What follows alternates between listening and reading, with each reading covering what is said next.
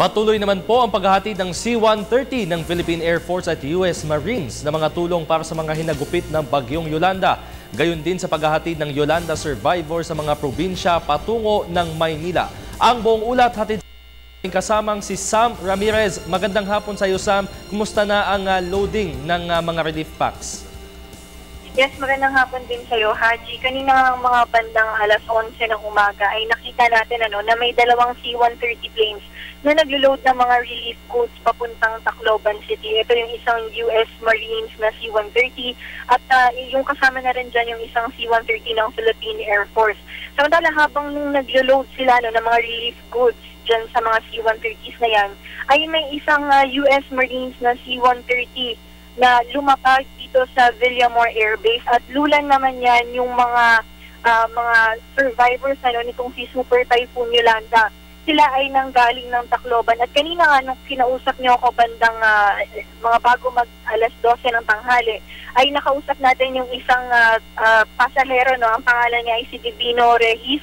Kasama niya yung buong pamilya niya na nakasakay doon sa C-130 ng US Marines at kanina ko nung after namin na mag-usap dun sa nung phone patch tayo nung kaninang mga bandang 11:30 ay kinausap pa namin yung ibang members ng kanyang family at talagang kwento nila sa atin yung kung gaano kahirap yung sitwasyon doon. Talagang babayan natin ay yung talamak daw yung looting talaga, yung mga pagnanakaw at ang sabi sa atin itong si Ginoong Divino Regis na yung ibang mga kababayan natin doon ay talagang inaagawan sila ng mga relief goods at yung iba naman ay sa kasamang palad ay nasasawi sila sa proseso ng pag-aagawan at yung iba naman ay namamatay dun sa stampede kapag nagkakaroon ng looting. Tapos inireklamo din nila sa atin yung mga organized crime groups kasi if I'm not mistaken, meron daw mga ilang preso na nakatakas from the prison cells dyan sa may area na yan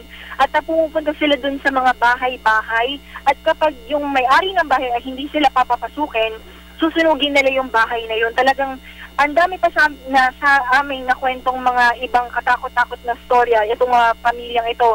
Pero sinabi naman nila na nung nandun sila sa airport ng Tacloban ay isinumbong nila ito sa mga otoridad, isinumbong nila ito sa mga pulis, sa mga military at agad naman na nangako ang ating mga pulisan at saka yung mga military forces na pupuntahan nila itong mga areas na nabanggit sa atin ni Ginoong Divino Regis at magpapadala sila doon ng mga kanilang mga forces para magkaroon ng peace and order.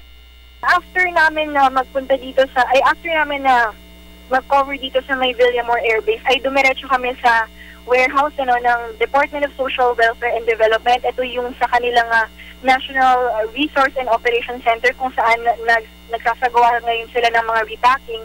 At sasamantalin ko na rin itong pagkakataon na ito para ma-discuss sa inyo yung kung paano ba yung proseso, kung may gustong mag-volunteer o yung mga gustong mag-donate. Ang suggestion sa atin ng mga DSWD personnel ay tumawag muna tayo sa kanilang opisina. Ito yung mga numbers, ito yung 851-2681 o di kaya naman 852-8081. Ngayon, kung wala na kayong time o hindi kayo makatawag dun sa mga numero na ibinigay ko, tumatanggap naman sila ng mga walk-in na volunteers tsaka yung mga gustong mag-donate na walk-in din. Kaso kailangan pa nilang mag-register muna. Mabilis lang naman yung proseso ng registration.